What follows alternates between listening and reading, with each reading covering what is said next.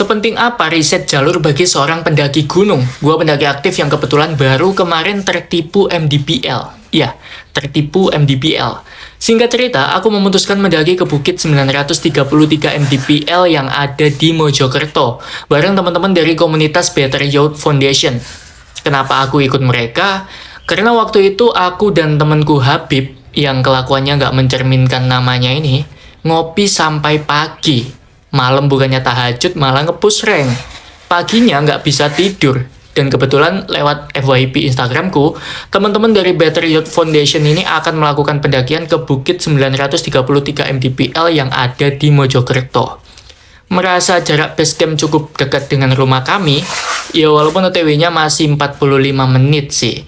Tapi karena gabut dan efek kafein kopi yang hampir satu termos itu, kami berpikir mendaki enak nih. Emang setan itu anak ya, walaupun namanya Habib.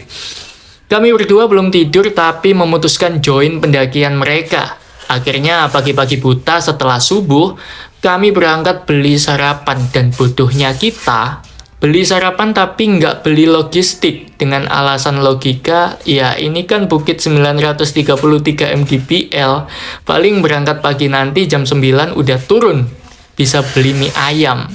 Keputusan kami pun sepakat beli air mineral 600 ml sama isotonik kecil buat logistik kita berdua.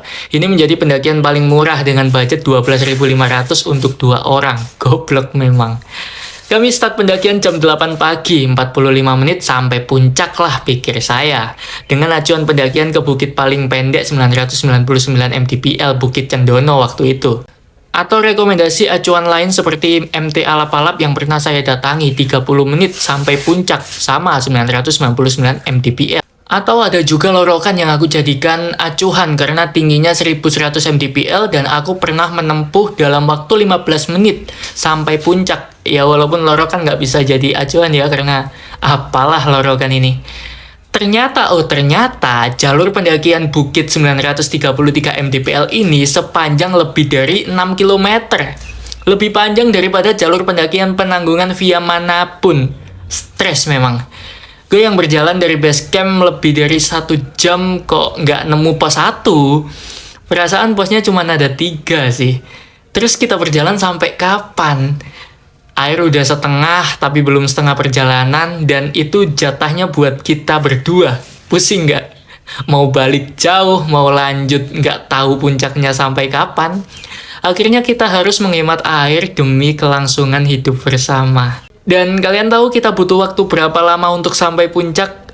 4 jam. Gokil gak tuh? 933 mdpl ditempuh dalam waktu 4 jam dengan bekal air mineral cuma 600 ml buat berdua. Sejak saat itu gue berpikir MDPL itu bukan satu-satunya acuan penting dalam pendakian. Dan setiap jalur baru yang ingin kita tempuh, kita tetap menjadi pemula. Makanya itulah pentingnya sebuah riset sebelum pendakian. Sekalipun kamu udah banyak sekali melakukan pendakian kemanapun. Gue Dani. Kalau lu suka konten-konten bermanfaat kayak gini, follow biar nggak ketinggalan edukasi dan cerita selanjutnya.